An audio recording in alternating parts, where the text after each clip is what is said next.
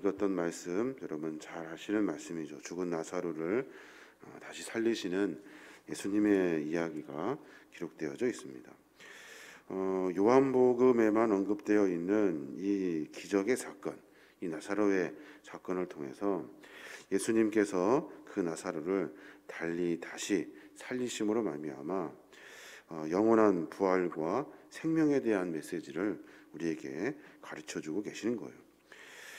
예수님께서 공생의 기간 동안 죽은 자를 살리는 기적과 이적을 베푸신 사건은 여러 군데에 있습니다. 오늘 우리가 읽었던 나사로 사건뿐만이 아니라 그 회당장 야이로의 딸을 살린 사건, 그리고 또 나인성 과부의 아들을 살리신 사건, 여러 사건들을 우리가 찾아볼 수 있죠.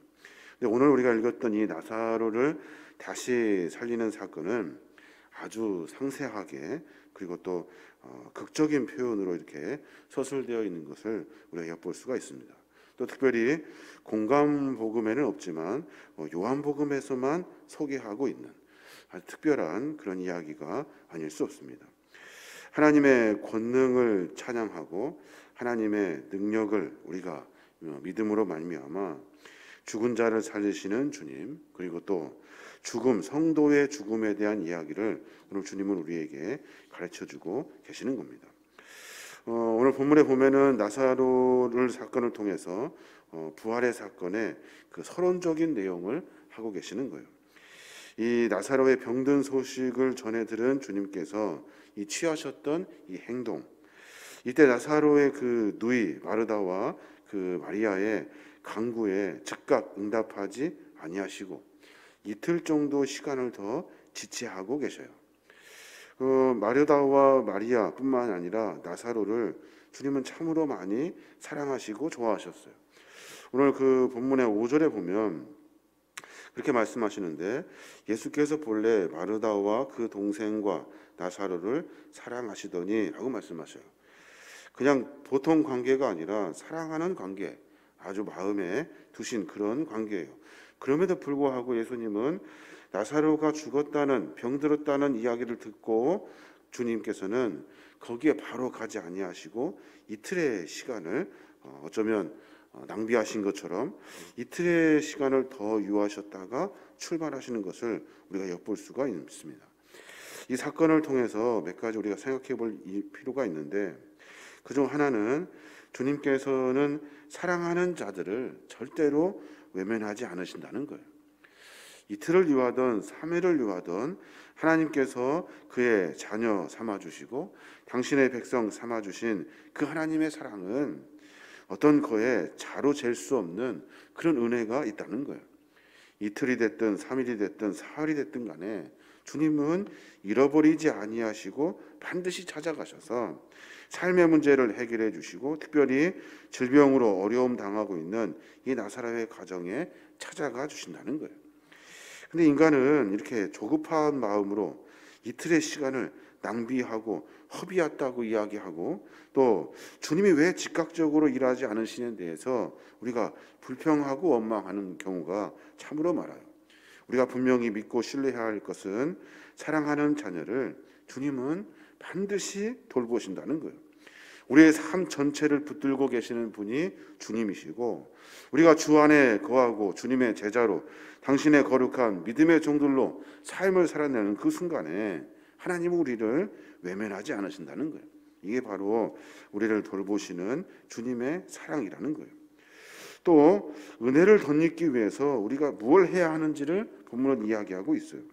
오늘 보니까 마르다와 마리아 그 자매처럼 그 오라비의 그 병듦에 대해서 질병에 대해서 지금 신음하고 지금 주 앞에 호소하고 기도하고 있어요. 3절에 보니까 이에 그 누이들이 예수께 사람을 보내어 이르되 주여 보시옵소서 사랑하는 자가 병들었나이다 하니 라고 말해요. 그냥 우리가 쉽게 가족이니까 그냥 오빠니까 그럴 수 있겠지라고 생각할 수 있어요.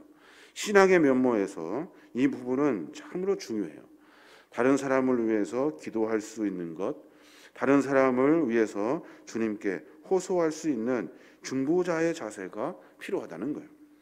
그래서 주님은 기도하는 자의 그 기도를 들으시고 응답하셔요. 특별히 다른 일을 위해서 기도하는 사람들, 마르다와 마리아의 그 자매처럼 비록 아무리 친지일지라도 다른 일을 위해서 주 앞에 기도할 수 있어야 하는 거예요.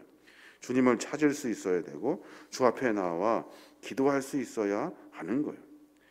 그런데 거기에서도 주님께서는 어떤 일을 하시냐면 그 일에 대한 응답을 지체하신다는 거예요. 지체하셔요. 서두에 말씀드린 것처럼 이틀여 시간을 거기에 더 유하시면서 시간을 기다려요. 여러 이야기가 있습니다만은 우리의 삶에 하나님의 은혜는 육적인 문제든 영적인 문제든 공개적이든 사적인 것이든 지체되고 있을 때가 많아요. 하나님이 우리에게 금방 즉각적으로 응답해 주셨으면 좋겠는데 우리 신앙의 면모에서 그런 부분을 쉽게 이렇게 만나지 못할 때가 참으로 많아요. 그때마다 우리 어떻게 합니까? 우리가 원망하고 불평하죠. 그런데 주님은 당신의 때가 있다는 사실을 우리에게 분명히 가르쳐주고 계시는 거예요. 몇 가지 정리해 보면 주님은 절대로 사랑하는 이들을 포기하지 않으셔요. 당신의 백성을 포기하지 않으셔요. 이틀 동안 시간을 낭비하는 것 같고 안 가실 것 같고 안 하실 것 같지만 한번 주님이 당신의 백성 삼아주시고 사랑하시면 포기하지 아니하셔요.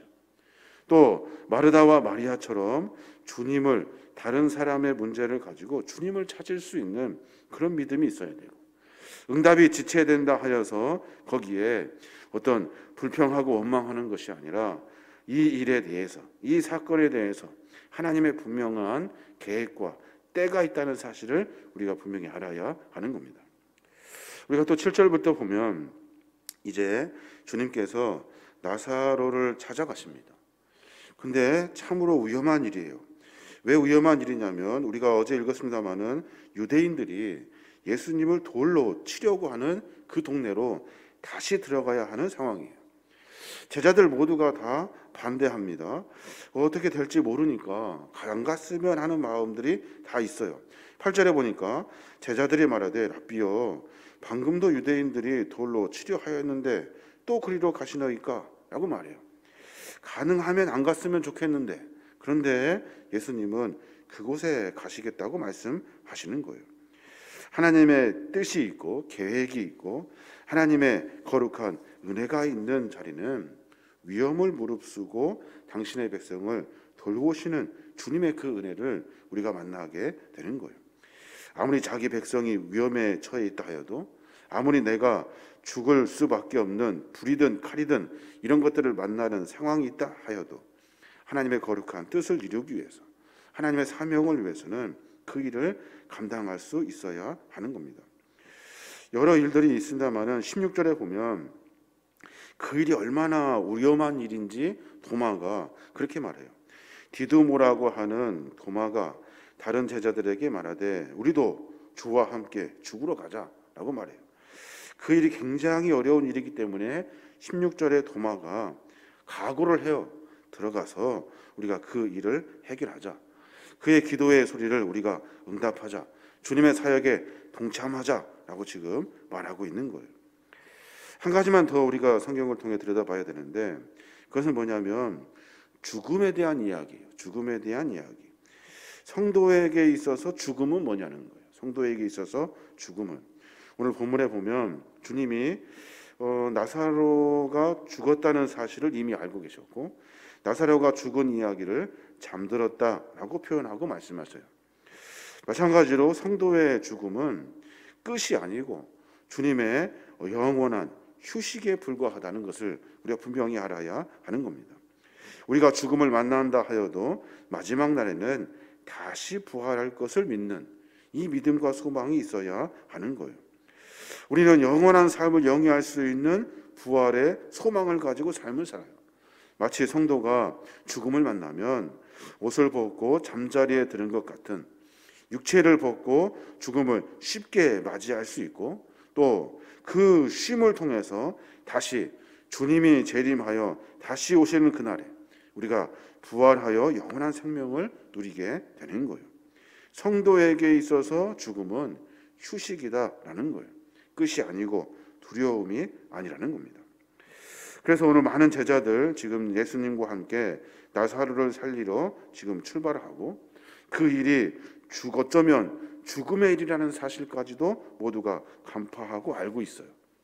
그러면서 나사로의 그 이야기를 통해서 성도들, 제자들, 그리스도인들의 이 죽음에 대한 문제를 주님 말씀하고 계시는 거예요. 죽음 두렵습니다. 그리고 여러 가지로 어렵고 힘든 일이죠. 성도에게 있어서 죽음은 영원한 휴식에 불과한 거예요. 휴식을 지난 다음에 다시 부활하실 것을 믿고 소망하는 거예요. 그 일 때문에 우리는 어려운 일이 있어도 죽음의 일이 있어도 그것이 하나님의 뜻이고 계획이고 하나님의 사명이라 한다면 우리가 그 죽음에 대한 문제를 우리가 너끈히 감당할 수 있게 되는 거예요. 16절에 도마 이야기가 나오는데 도마와 같은 열정, 죽음을 무릅쓰고 주와 함께 하겠다는 이 열정이 우리 안에 있어야 하는 겁니다. 우리는 도마를 어떻게 평가합니까?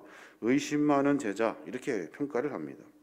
의심 많은 제자이지만 어쩌면 그 의심의 담을 뛰어넘어 확신에 찬 제자가 된 사람이 도마예요. 그래서 도마의 인생에 보면 그 도마는 주님을 위해서 최선을 다해서 목숨을 바쳐요. 인도에 가서 여러 곳에서 주의 복음을 전하는 그런 역사적인 이야기도 있고 많은 일들 속에서 하나님에 대한 확신의 믿음, 주님에 대한 확신의 믿음을 가지고 삶을 산다는 거예요. 여러 가지 말씀드렸습니다마는 오늘 나사로의 사건의 이야기를 통해서 우리가 몇 가지를 점검해 봐야 되는데 주님은 사랑하는 당신의 백성을 끝까지 돌보신다는 거예요. 끝까지 조금 지체하는 일이 있어도 포기하지 아니하신다는 거예요. 우리가 주님을 찾을 때 다른 이들을 위해서 중보하는 마음으로 주를 찾고 기도할 때 하나님이 그것을 가장 기쁘게 여기신다는 거예요. 또 하나님의 때와 방법이 있는 거예요. 그러니까 아무리 우리가 여러 일들을 열심히 성실히 감당하지만 하나님의 거룩한 그 때와 방법이 있다는 사실을 알고 우리가 분명히 주님을 신뢰하며 삶을 살아야 하는 거예요. 죽음의 문제, 성도에게 죽음은 끝이 아니라 휴식이에요. 잠자는 거예요. 다시 오시는 그날에 우리는 일어설 수 있게 되는 거예요.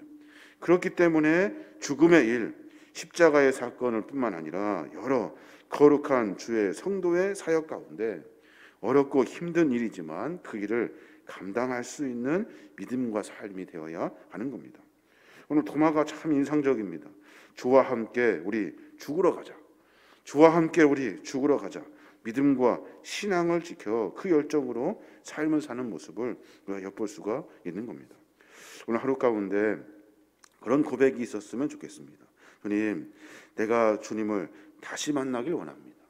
나를 사랑하시는 주님, 내가 주님 안에서 살고자 몸부림치는 내 일들, 이 일들을 다시 점검하여서 주의 사명을 붙들 수 있고 주님의 거룩한 뜻과 계획 아래 우리를 사용하시려고 하시는 주님의 그 마음을 우리가 이해하고 믿고 신뢰하고 하루하루 믿음 안에서 신앙 안에서 살아야 될 줄로 믿습니다.